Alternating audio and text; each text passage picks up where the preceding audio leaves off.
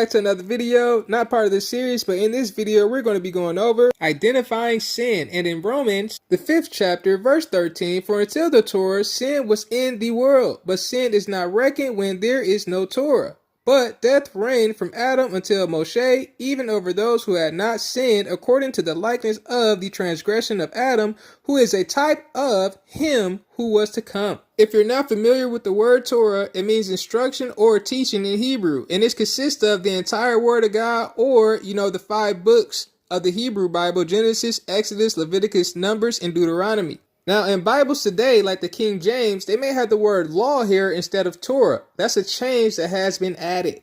We see here, before the Torah or the word of God was given, sin was in the world, but it was not recognized or identified or reckoned because there was no Torah or law. Remember, unrighteousness is sin and sin is lawlessness. We know what sin is by knowing the law, and breaking the law is sin, whether it's biblical or the laws that we have in our countries. There are big sins and small sins, just like big laws breaking and small laws broken. An excellent example is selling, tobacco products to minors, or not asking for ID when at the register. This is broken every day, adding to sin and making sin stronger. A big law broken or a big sin taking place is like capital murder. Sometimes the death penalty is given, and you can check on YouTube and search the internet for many of those who have gone through the death penalty or are awaiting trial. But as we see, one consequence is greater than the other, and going back to the verse, some sins do lead to death.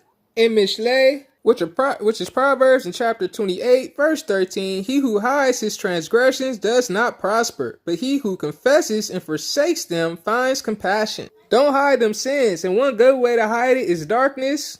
Another way to hide it is by not saying anything. And another way is going by a friend's house. If you don't want to prosper in life, continue to hide those sins. But if you want to find compassion, confess them and forsake them, to God or to others. In Leviticus 19, verse 28, and do not make any cuttings in your flesh for the dead, nor put tattoo marks on you. I am, and we have the name of God right there.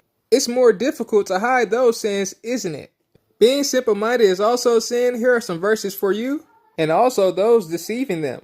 In Psalm chapter 23, verse 4, when I walk through the valley of the shadow of death, I fear no evil, for you are with me. Your rod and your staff, they comfort me. Fear and evil are also sins, and look, death is there. Death is more powerful than sin. John 3:16 is a great example of death defeating sin. I highly encourage you to read 2 Corinthians chapter 5, verse 21. 1 Peter chapter 2, verses 24 through 25. And also Proverbs 18, sin separates you from God.